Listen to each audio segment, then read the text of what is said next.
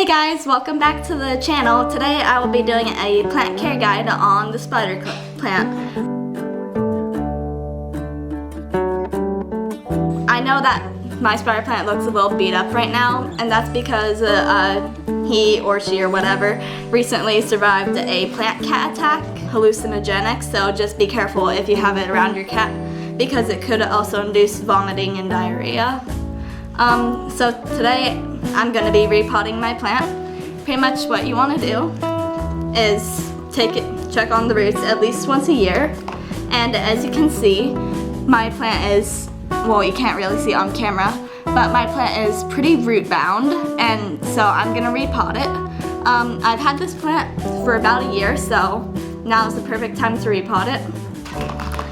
So what you do, you get a pot. It's generally 1 to 2 inches bigger than the last one. And it's a good idea to water your plant beforehand. The soil is nice and moist on my plant because I watered it a couple of days ago.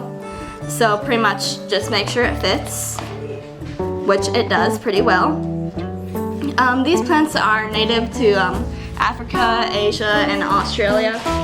So they really like high humidity, although it isn't completely necessary. You're going to want to fill your pot up about halfway with some nice fresh soil. Spider plants are really hardy, so you don't really have to worry about shock when you're repotting them because they'll bounce back like immediately.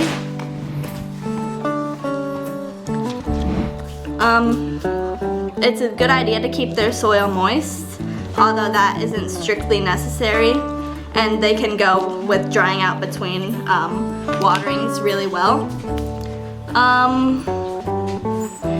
Like I said, they grow really quickly, so you need to repot them about once a year just so their roots don't get cramped. 1 year is ideal because when the plant gets root bound, it stops growing its roots. Well, except there are a couple of new roots here, but that's just because I watered it a couple of days ago. And so the plant will stop investing a bunch of energy into the roots, and it will then be focusing on the foliage, which will allow the plant to produce a lot more foliage a lot more quickly. You can see a bunch of new foliage growing out. About three or four new leaves have popped out within the last couple of weeks, which is really quick for a plant. So you pretty much just want to want to fill your pot up about halfway. Make sure the soil line is even. If it's not, take a little bit more out. So it looks pretty good in the pot how it is right now. So what you're going to want to do, make sure the soil is moist or it's going to get everywhere. You're going to want to gently massage the root ball because this will help get all the roots out of their place. And so, I don't remember the exact name, but pretty much if a plant's root bound, it's called like pot retention or something like that. It's pretty much where a plant just keeps its roots in one spot. It doesn't change, even if it's upgraded into a new pot. And I don't know exactly why, but that's just how plants are. So these roots are really compacted near the bottom because that's where all the water goes after watering it. So you're just going to be really careful when doing this so you don't break any roots. Because if you break too many roots, then your plant is going to go into shock. But since it's a spider plant, you don't really need to worry about that. In case you haven't noticed, these plants are like really hard to kill, which is why I recommend them for most beginners. Because so long as you pay attention to the plant, water it whenever the soil dries out. Or another way to tell when the plant is thirsty, its leaves, they'll start to fold in half, kind of like this. So you're just, whenever they do that, you're going to want to give it a nice big drink. And when you do that, before you do that actually, the plant will also probably be a bit paler, probably because it's not photosynthesizing anymore. So yeah, it's looking pretty good right now. And so what you want to do is you just want to put the plant in the pot, push it down a bit, make sure it's in place, and then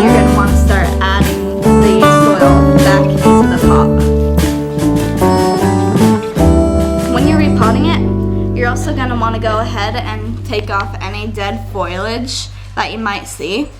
Although personally, if there's any yellowing leaves near the bottom or base of the plant, then you're not going to want to remove it, because the plant will probably be reabsorbing that leaf, because that leaf will no longer be useful to the plant, because plants naturally reabsorb their leaves because over time they lose efficiency.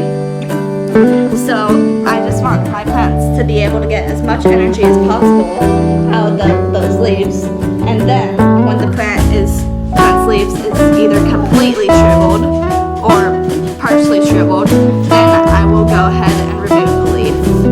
Except I don't really do that with spider plants, because they're usually pretty good at getting rid of leaves on their own. Spider plants, in case you haven't noticed, also they produce things called pups. The original plant right here is called the mother. And so pretty much what you want to do when you see a pup, well, you don't have to do this. They're called spider plants because they produce offshoots from the base or middle of the plant. They produce offshoots, and then when the offshoot gets big enough, well, I don't have any right now, but they produce these things called root nodes, and when you do that, you can just cut off the pup, stick it in a glass of water or in some moist soil, and depending on which method you use, in a couple of days or a couple of weeks, you'll see some roots really quickly. So these guys are really easy to propagate, and if you're using the water method, then you're going to want to change out the water every 3 to 5 days, just to prevent like any bacterial or algae or stuff like that. So after you repot your plant, you're going to want to give it a nice big drink, because that will help prevent it from going into shock. So after repotting your plant, your spider plant, you're going to want to keep it in the bright indirect light. Don't put it in direct light, or else the leaves, they will develop splotches on them, brown splotches, and that's called a sunburn. They get just like people. So yeah, you're going to want to avoid that, to avoid bright sunlight, because it could potentially kill your plant. So you can keep it, like I said, in bright indirect sunlight, where no sunlight is directly shining on it. Or you can, like I do, just put it under some grow lights, and they seem to thrive really well under that, because mine is nice and green despite being torn up by the cat.